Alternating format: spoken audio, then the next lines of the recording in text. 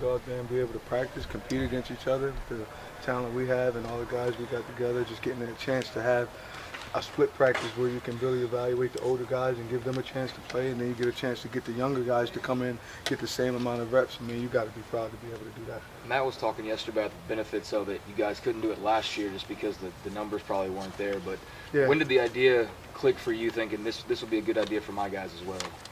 Well, I mean, it always clicks because you want an opportunity to be able to slow it down for the younger guys and give them a chance. And it's probably was in Coach Roland's head last year because he'd done it before at a previous place. But something that he always looked at and he said, this will give us a chance to really, really develop the young guys.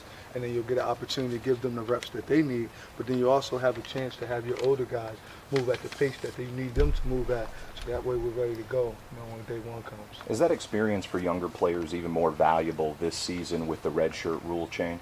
Oh, yes, without a doubt. So this will really help. You get them to play 4 games regardless, no matter what. So having them a chance to be out here and getting quality reps day in and day out, it really gives them an opportunity. And then also outside of that, I think it also does something to the kids being as though they were all superstars in high school.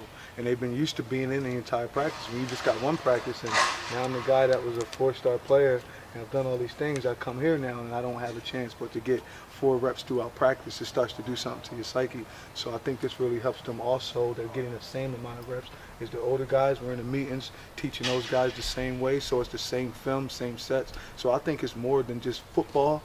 It helps us a lot in football, then it's also helping us a lot to keep our guys on track and wanting to succeed.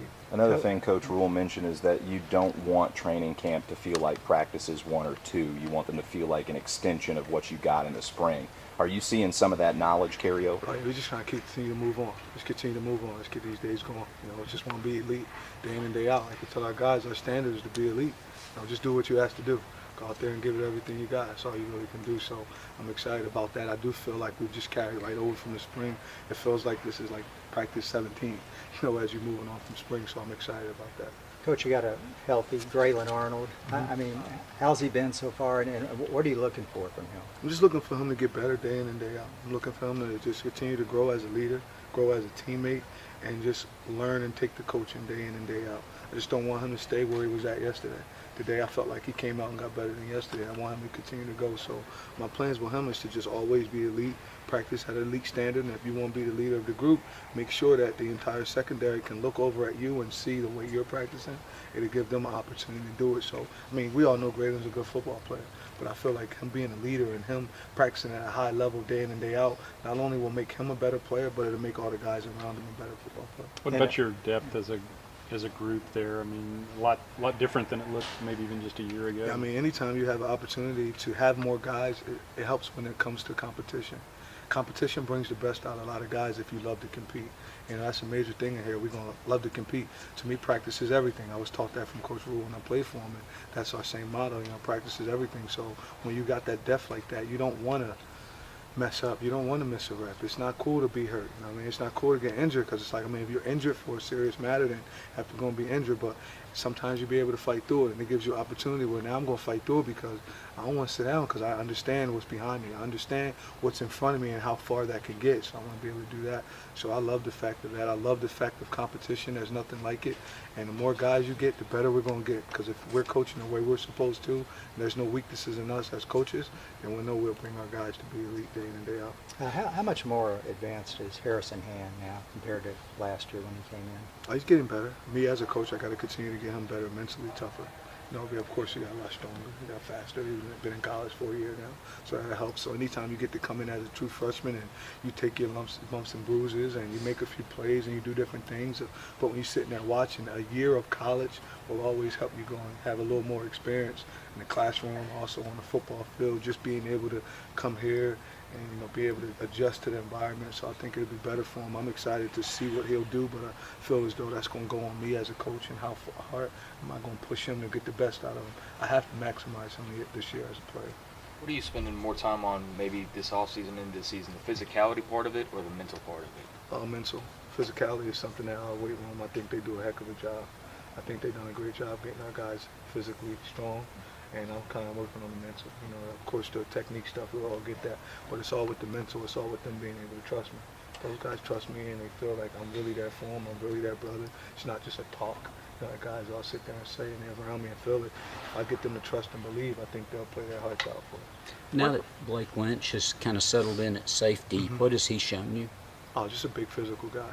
You know, once he gets to go and get adjusted to that position. I mean, last year he was at wideout during this time, and then a week before the first game, he was at corner for 2 practices. Then he went in and played corner, and then week 4 he was going back and forth. So now he has a chance to just really go in and focus on a position, to give him an opportunity to see the best of him. So I think you'll see a great player in him later down the line as he gets really adjusted to the position, starts to understand it more, and once he's comfortable, I think you'll see a big physical safety that be able to move around a lot and do different things with him. I'm excited about him. And Coach Snow, if you guys watch Coach Snow, man, he attacks the coaches, he attacks the players, so dude will be ready to play when it's time. Is that the best That's fit good maybe line. for She's him? been waiting for a long time. Oh, So. sorry. What was it like, you said playing for Rule, and then why did you decide to, be alongside with him now, coaching? He the one that decided I was going to coach. I didn't really think I was going to coach. I just was. I'm from New Jersey, so I was close to where he was coaching at Temple. And told me to come over one day. I was like going from all different jobs and doing things, and he said, "Hey, come over, man. I want you to do this."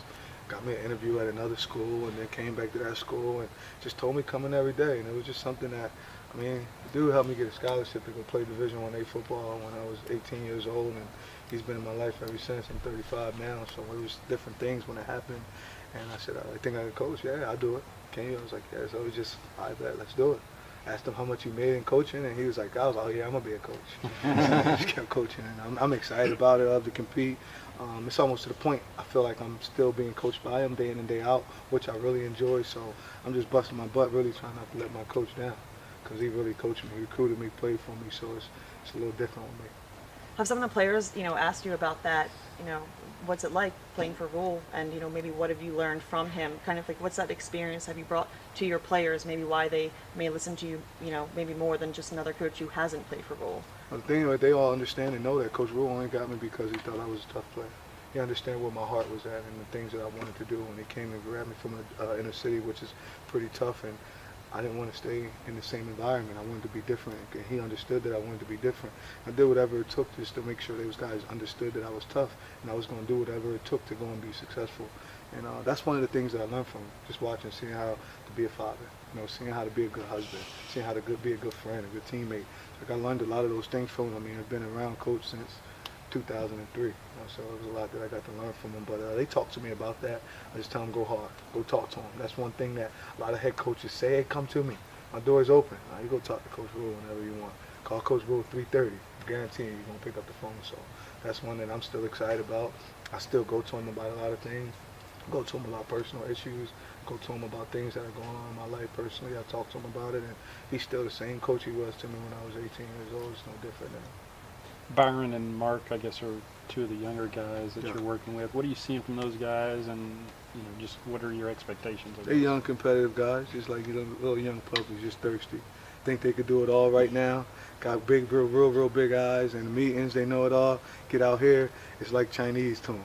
Y'all understand it, but they're doing a good job. I like how they're competing. I like the one thing that always is just finish. Guys, I'll fix it in the meeting room. I just need you to give me everything you got out here. But I'm excited about both of them. I told them that they're twins. If one don't know it, it's the other one's fault. I'm messing with them about everything. But they're doing a good job. I'm excited about them and where they'll be for us. I'm really excited that we do have this 4-game thing, so those guys will be able to help on special teams, and I hope be able to help in the secondary, because we got a lot of practices left to just see how they continue to get better.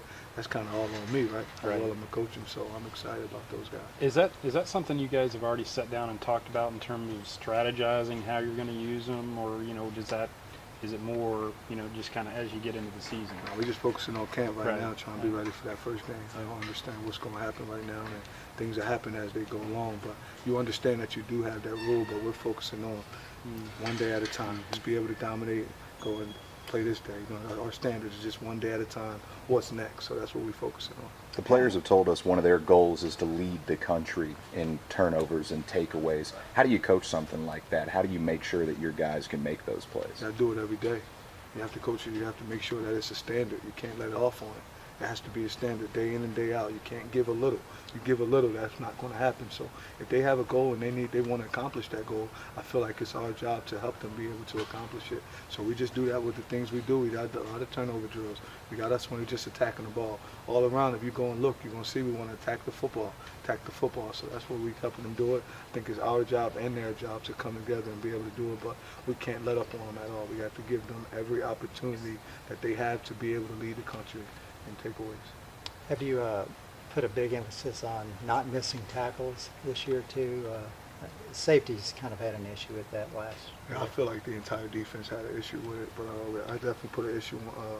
Me personally, I put that on throughout the spring, and Coach Snow, as our defensive coordinator, he made that a huge issue throughout the spring, and of course our head football coach made a huge issue throughout the spring and now. And tackling is the main thing. If you can't tackle, you're going to give up explosive plays, as we just mentioned about the toxic differential. So that's where explosives come from not making the tackles that you're supposed to make. So, it's important. If we run to the football, you might miss the tackle, but if we run it, as soon as you miss it, if he get there, you really don't know that you missed that tackle. So it's just what our guys playing fast. 6 seconds will help us a lot when it comes to that. Is it harder to coach that tackling and physicality with the rule changes now and how many days in pads you get? No, because we've always just coached the tackle the right way, face up, just run through him, be able to hit him. You don't want to do any cheap shots or anything on that like that. So it's not really hard to do that. I feel once you come and you start hitting with your head down, now that's not affecting the offensive guy. I think that's affecting the defensive guy. And that's where missed tackles are done at, because our eyes aren't where they're supposed to be. We're not seeing what we're supposed to see. Our face isn't up. If we keep our face up and we go hit the proper angle, the proper helmet, everything is proper the right way, and I don't think you'll miss a lot of tackles. So it's not really hard to do that. I'm excited with the rules that they put in, because it's going to help both sides of the football. It helps the guys on offense not take the shots that they don't need to take, and it helps the guys on defense protect their neck, protect our spines. We don't want anybody injured in this sport. How much farther along are JT and Christian out of the secondary for having enrolled early as opposed to the guys who are just now arriving? And anytime you get to come to college and take classes, do football, weightlifting, and do all that, you're always going to be a little further along. How much further they are, I would say 15 practices.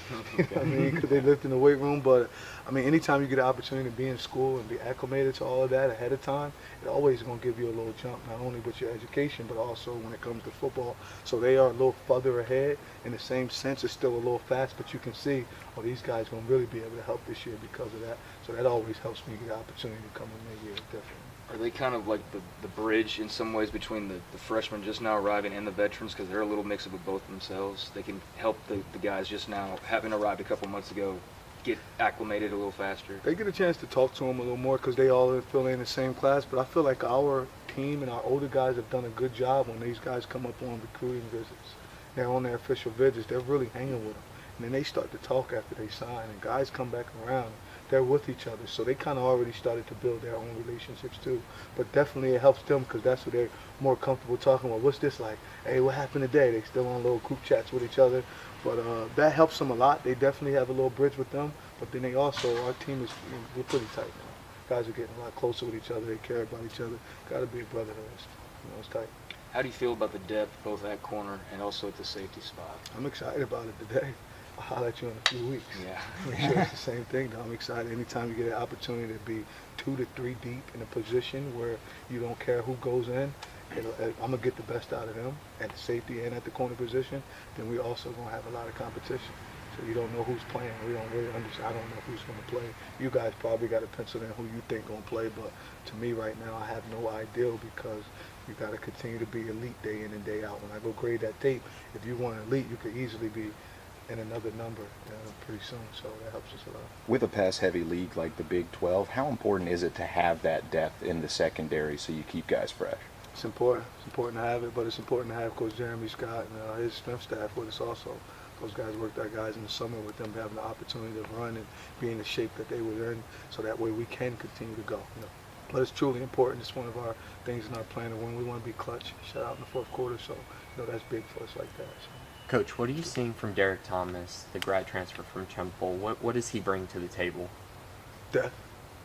Yeah, just got to continue to adjust. Got to adjust to being down in Texas and competing, finishing up everything strong and going. But he brings depth, brings height, big size over there like that. But just brings me another corner to come and compete with. I'm excited about it. excited about what he can do. I hope that he can have a big year for himself and also for us. But I'm excited that he's here because he brings depth in that position where we can have two guys going in there playing on a consistent basis. Could you see him possibly playing some safety too? Is that a possibility, or is he just strictly corner? He must wasn't at spring practice. He ain't trying to tackle like that. He ain't playing no six safety. He could tackle. You know, our guys like to tackle, but he's a corner. He'll stay at corner. He'll be a corner. He'll be a corner for us. That's where he'll come here to play. And, I mean, you never know what practice we'll end up going to. If he's at safety, it's the best thing for us. So, but he'll be at corner for us for sure.